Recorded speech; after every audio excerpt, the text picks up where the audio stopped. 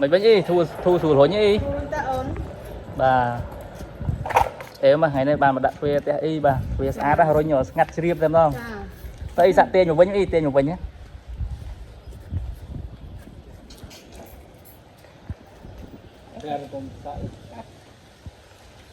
bà bình chất đấy bình chất đấy bà ở con sáng đi sầm đạp ca chưa chết bà ăn mình tên bà thuê nàyបាទជំរាបសួរពុកម៉ែបងប្អូនទាំងអស់គ្នាបាទសម្រាប់ពុកម៉ែបងប្អូនដែលកំពុងស្វែងរកជាងធ្វើទ្វីរបងជាងដែកដែលមានបទពិសោធន៍ផ្នែកទ្វីរបងច្រើនឆ្នាំពុកម៉ែបងប្អូនអាចតាក់ទងមកខាងក្រុមជាងនារិទ្ធសិប្បកម្មដែកនិងអ៊ីណុកបានដែលមានទទួលធ្វើទ្វីរបងគ្រប់ខេត្តក្រុងតែម្ដងថ្ងៃនេះដែរខ្ញុំបាទនិងក្រុមជាងបានមកដាក់ទ្វីរបងជូនបងស្រីបាននៅខាង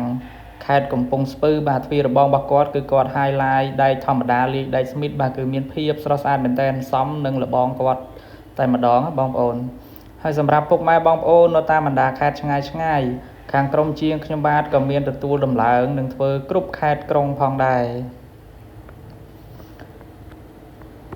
សម្រាប់ព័ត៌មានបន្ថែមសូមពុកម៉ែបងប្អូនអាច call ឬ add Telegram មកខាងក្រុមជាងនារិទ្ធបានបងប្អូនបាទដែលមានលេខ Telegram នៅលើអេក្រង់